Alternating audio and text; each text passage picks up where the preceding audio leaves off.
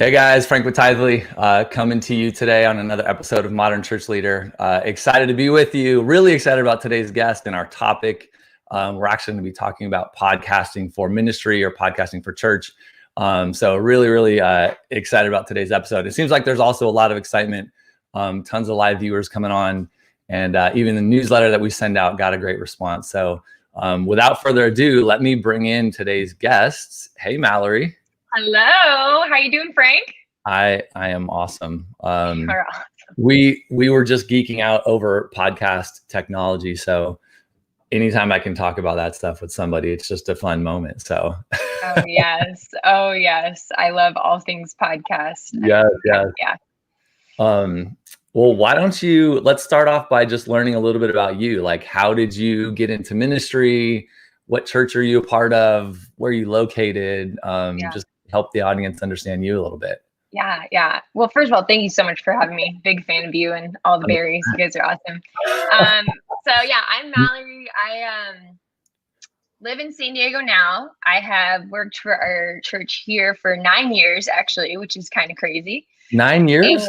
Yes. No. Isn't that crazy? Yes. I came out here as like a little baby at 19, 20, I think. And oh no, I take it back. I was like 20 and then I'm 29 now. So yeah, I've been here 9 years. I interned in a different church in Arkansas before I came out here though. Done I have youth a and family. random You side. what? I've been to Arkansas before. Where? Like Little Rock. Yes, that's where I lived.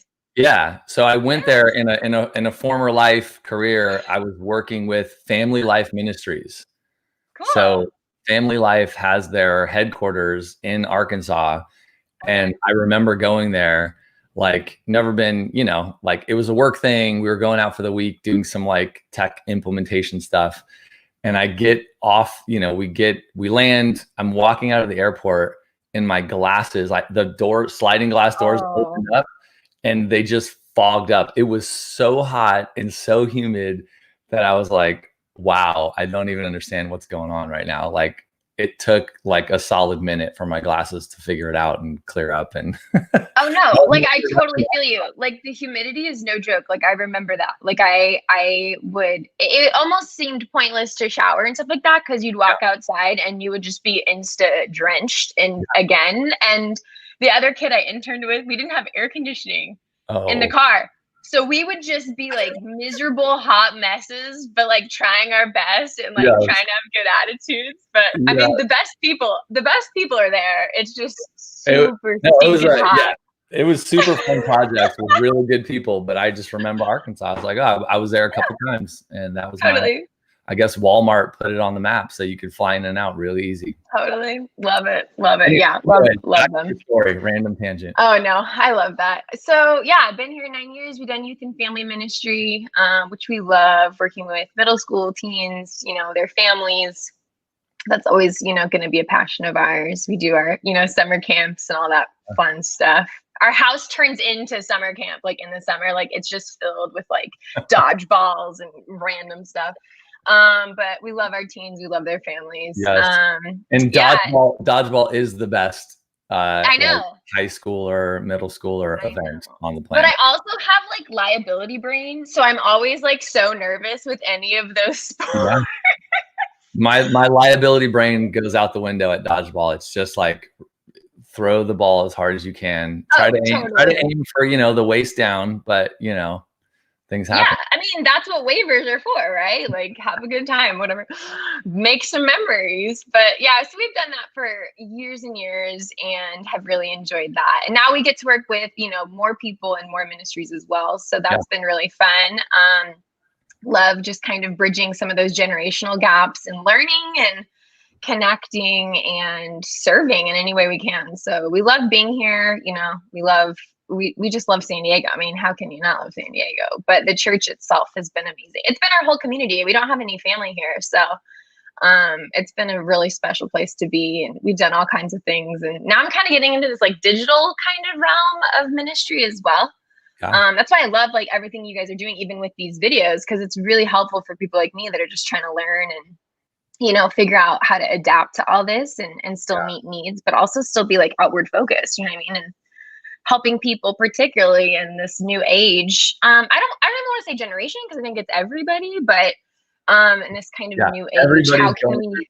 We're all going through COVID at the same time. Oh yeah, totally. But I love all things relevant. I love learning and being trying to adapt and help the people around us have what they need to do well and to enjoy their life. As disciples here and all that good stuff. Yeah. No, totally. Where'd you guys come from? So you were in Arkansas. Are you from Arkansas originally? No.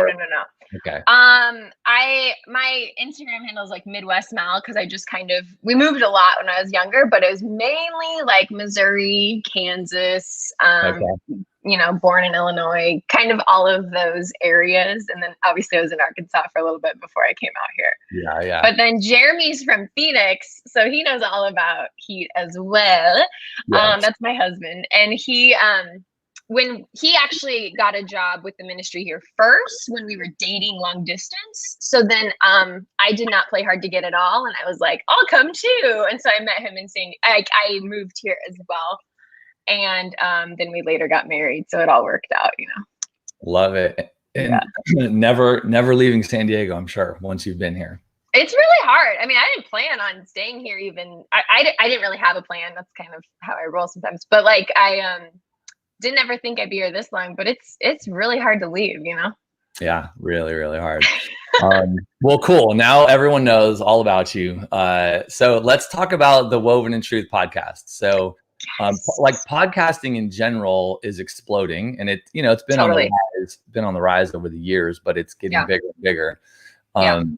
And you started a podcast called Woven in Truth about a year and a half ago. And it focuses on the stories of women, right? Like the faith journey and the lives of women and folks that you either know or get connected with. So it's a super cool podcast that's gotten a lot of traction, a lot of love. So I'd love to just hear, like, why'd you start the podcast? Why'd you start, how'd you get into it? What inspired you? Why you started it? Yeah, I mean, this podcast is just like my heart song, so I love talking about it. But initially, to be honest, I was kind of just like bored. Like I was a little like uninspired, and just felt like I don't know. I just felt like there's like a little bit of a need where, like, I'm lucky because I felt like I was connected with other women and could hear from other women, at least in my like geographic sphere. Right. But I just felt like there was a little bit of a gap in like consistent platforms for women. So it kind of felt like novel to hear from women, if that makes sense. Like it'd be something we would really look forward to, or special events or things like that. But I just thought, and I know that's not true for every, church community. That's just was my experience. But I think, so I felt this kind of a need and something that I was inspired by. And I was like, wow, how could I turn this into something more consistent? So I thought through different things, like a blog and things like that, and that didn't play out. Because it wasn't like I wanted to share and inform and teach like that, but I did feel like I could, something I am able to do is like facilitate, if that makes sense. Like use kind of the connections and resources I have to kind of facilitate that in a consistent way for me personally. But then I think there was a lot of other women who felt similar to me, Right. So that's kind of where it started from. And then I was listening to like Christian podcasts. And then one day I was just like, oh, wow. Like, I think this would be cool if in this, platform, I could hear from different women. Because obviously I'm not the first Christian female podcaster out there. There's a ton of them and they're all, amazing. I love what they're doing. But I just felt like there was more room for like more kinds of women. Does that make sense? Like a little more representation in terms of like not just the authors, professional speakers, even extroverts. Like I was like, I love hearing from these different women that have such amazing inspirational journeys and things to say, but don't usually have a platform to say it on. Like it's only if you're catching them over coffee that you're going to hear that. Right. So how could we, share that with each other and connect more with each other, but then also with God, which is the most important thing anyway. So that's kind of where it came from.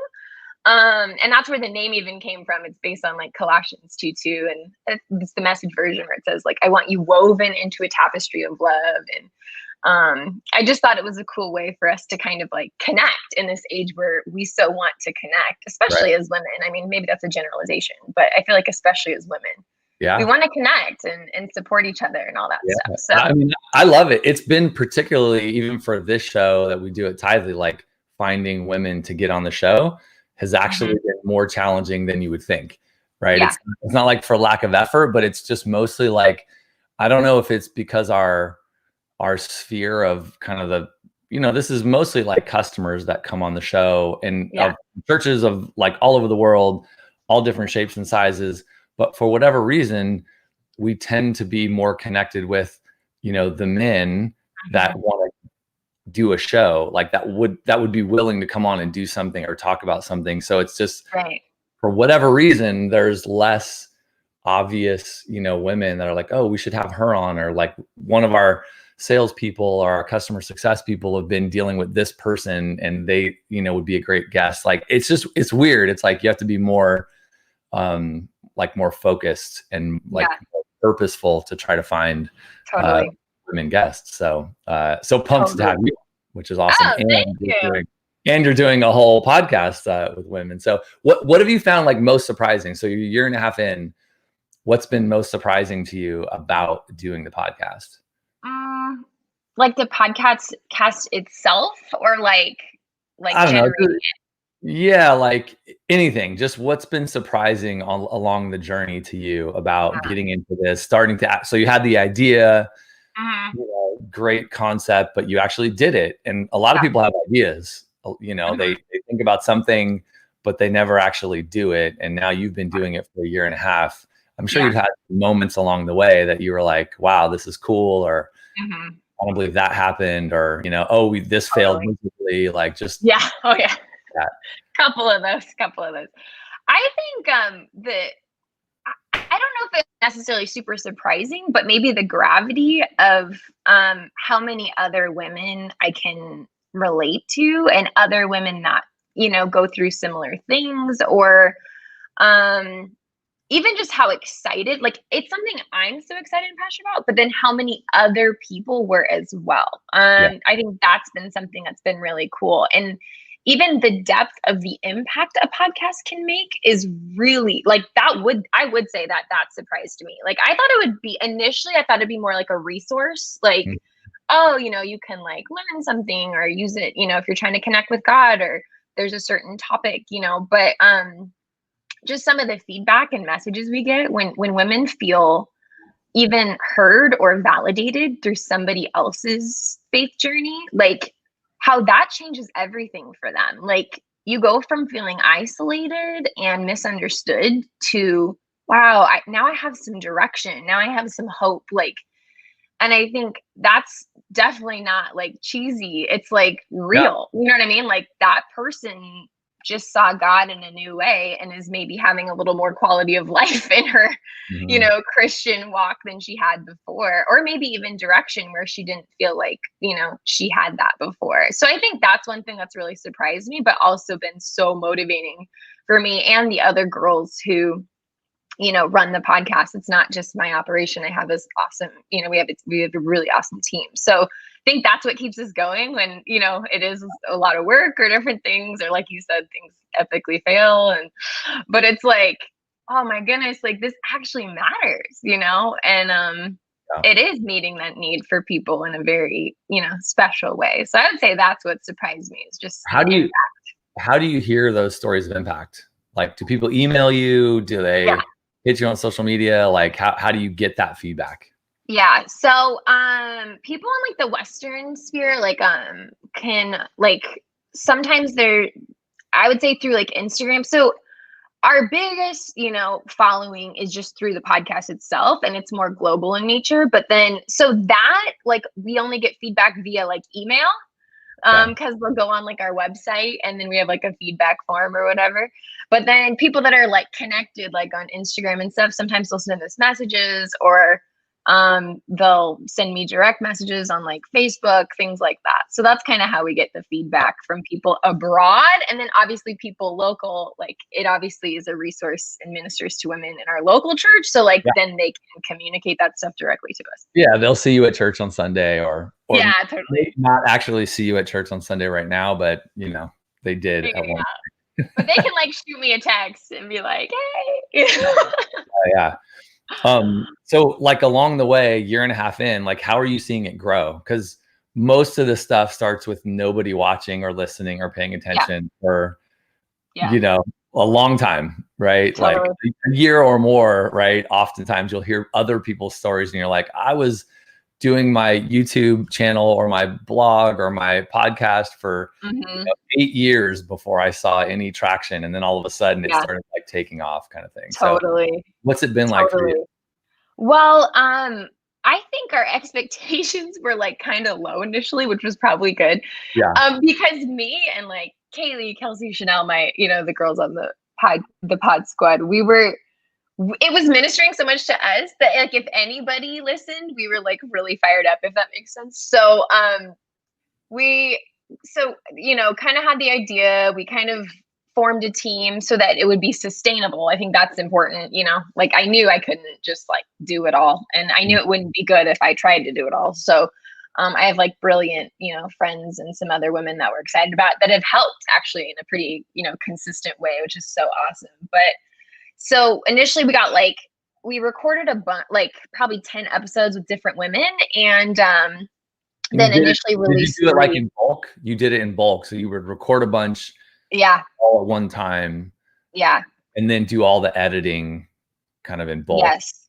Well, we'd kind of curate the content a little bit, like, okay, because we wanted it to be representative. So like we released 3 episodes. One was from like a woman in her 70s. One was from my friend in her 40s. And one was from, I can't remember the first 3 we did, but we kind of were trying to find our bearings a little bit. And then, I take it back. I don't think we had like a whole library of 10. I think we had at least 5, which was good input. Somebody gave me that advice to like have, so that you're not always just like kind of going like podcast to podcast and feeling pressure to release. Like you have more time to like make sure it's in line with your message and make sure you feel great about what you're putting out there and what you're promoting and all that stuff. So that was good input. I think Shane gave me that. But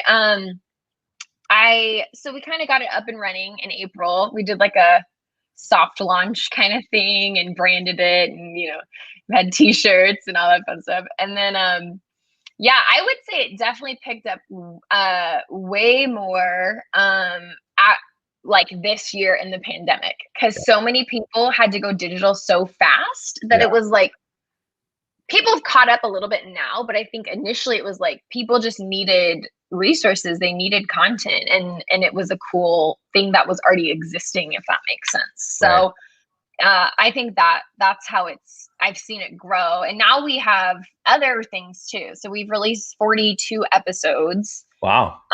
That we've produced, and we have other stuff too. We have written resources. We have, a full website with like articles, content. All of the episodes too are on there if people don't have access to the different like podcast apps or platforms. Right. That also has like our show notes and stuff, which people will use. I've heard different women will use them for, they even like print them out, which I think is so cool. And like, use the notes that are on there, or answer the questions that are on there and stuff. We do videos, all that stuff. So it's grown. And I think it's obviously was only because of the support from my church staff initially. I had to I'm on staff. So I think it was really cool that they were very supportive and gave me the creative space, but then also I think all these different factors, even this pandemic has actually, it was so cool that God kind of put all this in motion before. Because I think it's been able to really minister to people in a very relevant way, where we're not kind of like responding all the time or reacting, but like it's kind of already there and functioning, if that makes sense. Yeah. A handful of questions are like popping up, but you mentioned like you're on staff at a church, right? You work, your full-time job is ministry with a church. Right. How did you go about like pitching it and convincing, you know, your leadership team to let you spend time doing this? Yeah. Because that's kind of a weird question in one sense. Like, you can do what you want. You could do nights and weekends, you know, like you can kind of work it off hours and pull this thing off. But you decided like, hey, I'm going to go bring this to the leadership team or talk about it and kind of, you know, get their feedback. So what was that experience like? Yeah, I mean, it was a very positive experience for me. It actually, to me, it was really encouraging, like how supportive. Because as kind of a more creative, like I'm more geared that way. Sometimes it's hard, you know, like I would wonder, like, is that okay? Is that wrong? Like that I'm always trying to think of like new or different things or ways to do things. So kind of to just feel even like there was creative space for that was really cool. But I did try to be professional. So I tried to explain why it would serve as a like it is ministering. You know what I mean? So I think I had I think maybe my friend Young gave me input to do this, but like I would even type out proposals and explain things and do stats. Like here's, you know, here's how this could work and benefit members, but then also serve as a form of outreach. And kind of like I guess the productivity of this, where it's not just a hobby, it could actually be like a really cool resource to help and even help the women in our women's ministry locally, but then like even, you know, globally connect more and do well and feel ministered to. And so I kind of typed up all that and kind of did a proposal and like, you know, explained it and all that stuff. They were very supportive. Like it was very, you know, pretty easy, and they're kind of like, yeah, go ahead, do your thing, you know. Tell me what you need, you know. Right, and that right. was really cool. Like That's I'm awesome. I'm really grateful for that, because I you know, I don't know if that would be everyone's experience with that, Right, but that's what right. I had here. I'm grateful. What, in terms of like other people starting podcasts, and this Yeah. probably applies to podcasts or YouTube channels or, you know, a blog or like all kinds of different kind of things, but creating some kind of show like this, like, you know, should other church leaders think about this? Like, what would you do? Why would you want to convince somebody to go off and do something like this? Yeah, I would say definitely like consider it. Like I feel like it is, especially if you are, you know, either creating or expanding a digital ministry. I think it's really awesome. And Yeah. I do feel for church leaders, even people that are going to watch this, I have so much respect for them. And I feel like this year, I mean, there's so many people telling them different things to do, and I'm sure that that could be overwhelming. Yeah. But I almost feel like podcasting could even like lighten the load a little bit, where you're not having to always recreate or reproduce content all the time. And I think it's something that's really cost effective. And if it's set up correctly, very sustainable for churches. And I feel like, you know, it meets people where they're at. You know, people have very layered lives. And even as society's kind of remobilizing bit by bit, I don't know. I think it's a great way to take care of members, but then also you can use it as a form of outreach as well. So I just think it's unique. And like you mentioned earlier, it's just getting bigger. So instead of like kind of fighting this kind of culture of accessibility, like really using it and taking advantage of it to kind of make maybe the way you do church a little easier or more efficient, but then also to just meet people where they're at and you know, like give them a little, I don't know, give them the content they're needing or that will be helpful to them spiritually, but in a very accessible way. So that's what I would say. I would say definitely consider it. Or if it's just like you don't have the bandwidth or the passion for it, I would say give somebody else the creative space who does to do it. Right. Because I think it's very effective, and I think people are really excited about it, which is really, I mean, people get just pumped about podcasts in general. There's like huge followings for different ones, which is so cool. Might as well like direct that to Jesus, right? That's great. Someday you're gonna have a show on Spotify or something like that. Do you guys do shows, like, do you cover topics like you mentioned this, like sort of, it's accessible and it can meet people where they're at. You know, oftentimes people are using the internet, they're searching online for something, right? So people that might be in need might be searching for, you know, help with parenting, or, you know, how to improve my marriage, or like all these things. So are you thinking about that as you're doing the podcast to cover topics that you think are relevant for people searching for truth online? Yeah, definitely. And I feel like different churches could even like really gear it towards that. Like people that specialize in those SEOs and stuff could. Right. But I think even on like your host platform, like for your podcast, you can add tags to your episodes. So like if you kind of like can survey the land and see what topics are relevant or what would help people, or interest people, and different things like that, you can add certain tags to the show, so that what it does is, when that's how different people have found our podcast actually, is because they'll be on like a podcast platform and they'll be feeling something. So they'll type in, you know, how they're feeling or what they're looking for, and then a certain episode will pop up, and then they can listen. And then sometimes that gets them, you know, they're like, wow, like I really, you know, like the vibe of this one, or this was really helpful. And then it can kind of be a cool way to draw them in and minister to them, but also like reach out to them and help them with wherever they're at, you know? So that's pretty cool.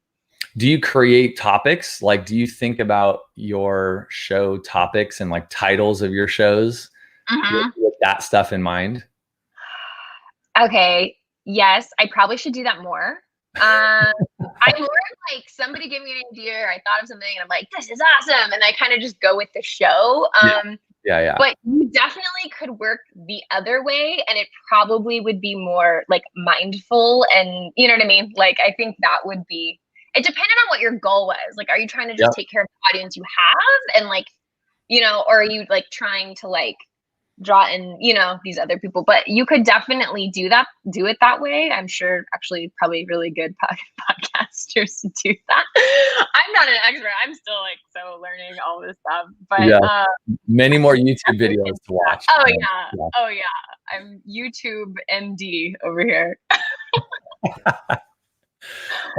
No, this is excellent though. I mean, I ask because we're on a similar like journey, just figuring out like this show, and this show gets released as a podcast. It's also on YouTube and Facebook, so we kind of put it everywhere. But just the idea of like, hey, you want people to find it. You're covering like, if a church is thinking about getting into podcasting, I hope they find this episode. So now I want to like make sure when it ends up on YouTube that it's kind of has the right title and the right thumbnail and the right like description and all these other things, right? Same as it lives on our blog and all that kind of stuff. So just like the idea of like, okay, we're putting all this effort into creating this thing.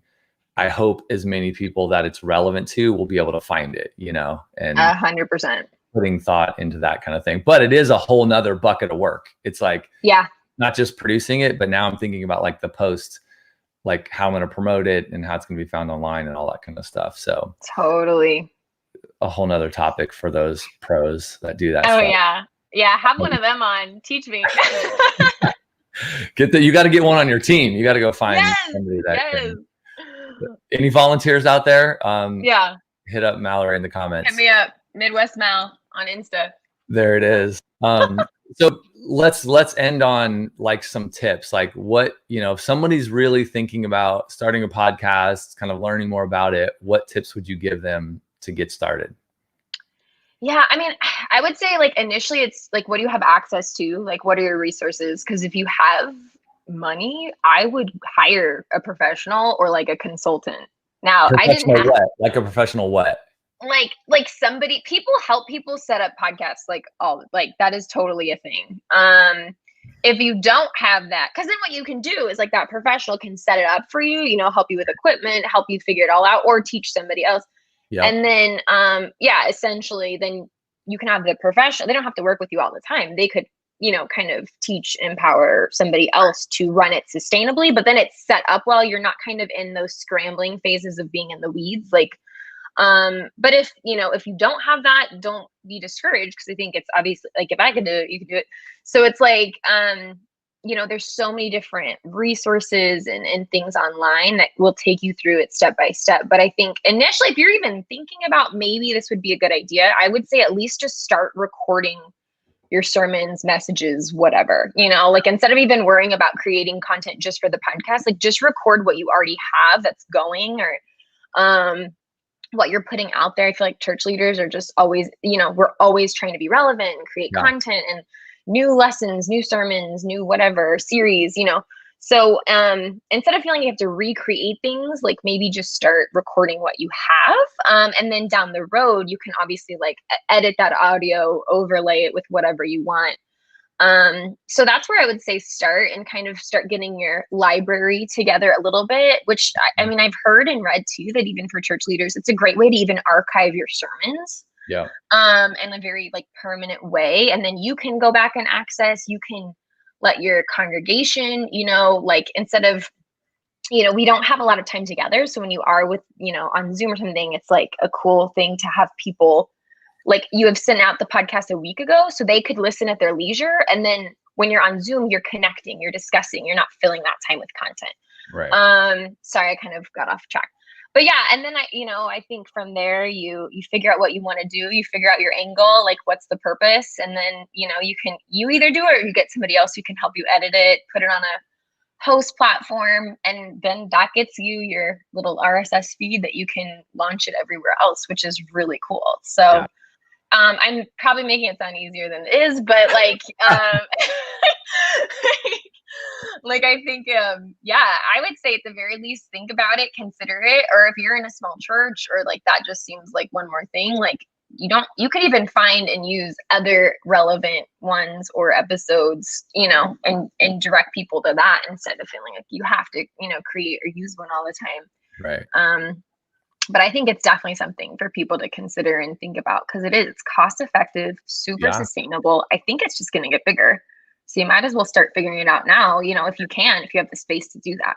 Yeah. And the beauty of, either recording your sermons and kind of publishing those as a podcast, or going to like another level and doing like interview shows, or even like 10-minute devotionals. Like I was talking to a church in Jersey. They do Zoom devotionals every morning, and they get like hundreds of people live on video every morning. And I'm like, so that, I mean, they're essential. They could record it and it could be a podcast, right, of their devotional. So there's lots of ways to slice it. That would be great. One little like nugget. I'm sure when it comes to podcasting, audio is something you've thought a lot about. What microphone are you using? Oh man. I mean, I have like my dream microphone, and then I have what I'm using. I'm trying to even remember the name of it. I could look it up if you want. But basically, no pressure. I pulled off. I'll have to tell you later. But what's your dream microphone then? I love like Rode. Like I just think is that what you have? I saw it earlier. What kind of mic do you have? I have the Shure SM7B. Okay. Yeah, I haven't. There's this one like phenomenal Rode mic that I really want, but I'm trying to save my pennies for it. But right now I'm using, I forget the name of it, but all I know is Buzzsprout is a great resource. They even have like, hey, if you're a church and you're trying to start a podcast, like here's and they'll even give you equipment. Because obviously if you do need some equipment, I forgot to mention that when I was like how to start a podcast, you do need like some equipment. But you can they'll give you price ranges. So like if you have a great budget, try to get this. And if you have a decent one, here's this. And then there's like a lower one, which that's kind of what I went with, but I just got it on Amazon and they showed up. Dude, you can literally start a podcast using your phone. Like totally. So, you can go super, super budget. And actually what I like this kind of tech talk is not the important part. It's the part that matters, but it's not the important stuff. Like what I love about even us chatting is the important part is like, do something you're passionate about. Yeah. If you're passionate about it and you're passionate about talking to women and highlighting their faith journeys and talking to people that aren't the authors and, the big name speakers, but drawing out stories of all kinds of different women, like that's your passion. So, you'll stick with that even when you have, just your mom listening. Like, you're going to keep going and keep Jody going. Hayward is my biggest supporter. Right? Like, so to me, that's the big tip is like, do something you're passionate about. You'll figure out the rest, or you'll find somebody, you'll find a pro that wants to volunteer and help you. Or, someday you'll save up enough money for the cool mic. Like, but all that stuff is like secondary to the great content. And like, when passion is there, the content's usually going to be pretty awesome. So true. Yeah, I love that part. So let's close. Where should people go to find out about the podcast, Woven in Truth? Okay, so we have a website. You can go to wovenintruth.com. It's Woven in Truth. And then we also are on Instagram, we're on Facebook. And obviously the most, what I would recommend the most is if you're on Spotify or Apple Podcasts, just look us up and give us a listen. Check us out. There it is. We'll make sure that we post it in the comments. I think Caroline is out there on the comments right now. So Caroline, post a link somewhere in the comments. Thanks, Caroline. Well, Mallory, this is awesome. Thanks for joining today. Thanks for sharing about your passion and the podcast and what you guys are doing. Super, super fun. Oh, thank you so much for having me. Really appreciate you and everything you guys are doing to kind of like help direct and support people like me. So really appreciate you guys. 100%. Well, guys, thanks for joining us live. If you watch the recording, let us know where you're from, that you're watching, and we will see you guys next week, next Tuesday. We've got a great show lined up and looking forward to it. So have a great week, everybody.